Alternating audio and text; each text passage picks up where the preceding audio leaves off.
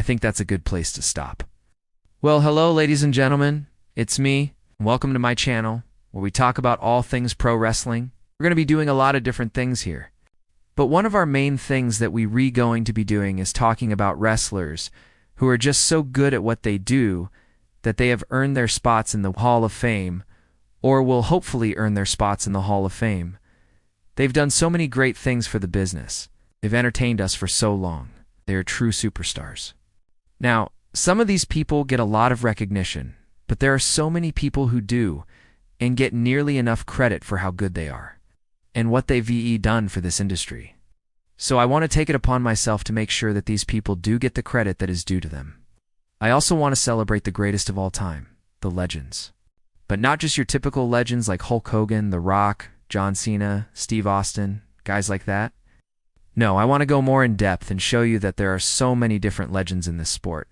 There are so many different stories to tell. There's so many different people who deserve to be called legends. So if you're interested in hearing these tales and learning about these athletes, then come along with me. Sit back, relax, and enjoy the ride. And you can call me the tour guide, because I am taking you through the world of legends. Every week, I'm going to bring you an episode. That's right. This is going to be a series. Every week, we'll dive into the life of a different superstar. We'll look at their career, their accomplishments, their struggles, their rivalries, their legacies, and so much more. I will try to interview some people who were close to these legends during their careers, whether they be fellow wrestlers, managers, promoters, interviewers, fans. I mean, anybody who has a good story to tell. I want you guys to be able to share your stories too. So, if you ever met any of these legends, or you were a fan, you saw them wrestle, you have a cool picture, anything like that, contact me and let me know. Maybe even send me a picture and I will try to read as many of those emails as possible on air. In every episode, I'm going to rate these wrestlers out of 10. How good were they? How entertaining were they? How good was their character? What kind of impact did they have on the business? All of that stuff goes into the equation. At the end of each episode, I'm going to give them an overall score out of 10. Now, this is just my opinion. You may not agree with my scores. That's perfectly fine. Leave a comment below and let me know what you would have scored them. And before we get started, I just want to say thank you. Thank you for watching. I hope that you enjoy what you see here. If you do, please like and subscribe. And if you want to support me, become a member. There is a link in the description below where you can help me grow this channel and help me continue making these videos. And if you want to be kept up to date with everything, not just this show, but everything else that I'm doing, follow me on social media. Also, follow my podcast. You can hear the podcast every single Tuesday on various platforms. All right, so now it's time for us to meet our first legend.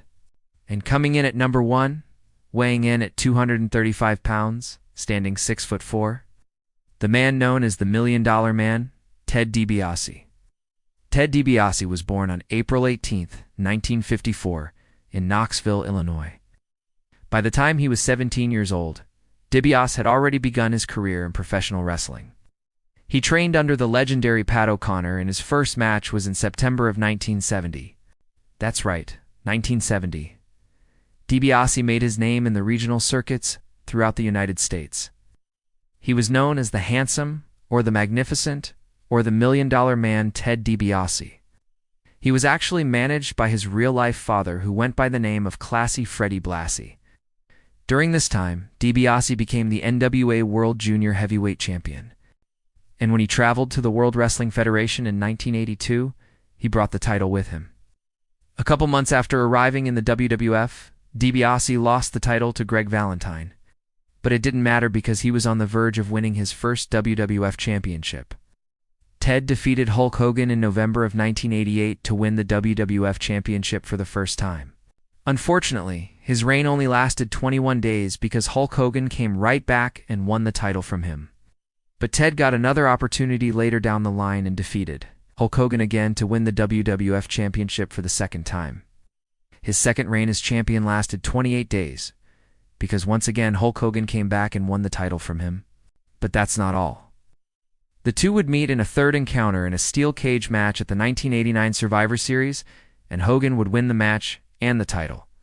So, needless to say, Hogan and DiBiase had a pretty big rivalry.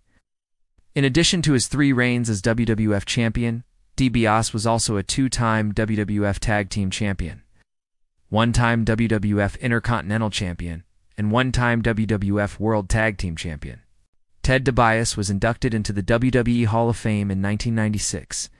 In 2010, he was ranked No. 20 on Pro Wrestling Illustrated's top 500 list of the greatest wrestlers of all time. Ted continued to wrestle until 2014. So, what do you guys think? How would you rate Ted DiBiase? What are some of your favorite memories of the Million Dollar Man? Let me know in the comments below. And with that being said, I officially dub thee, the Million Dollar Man, Ted DiBiase, a legend.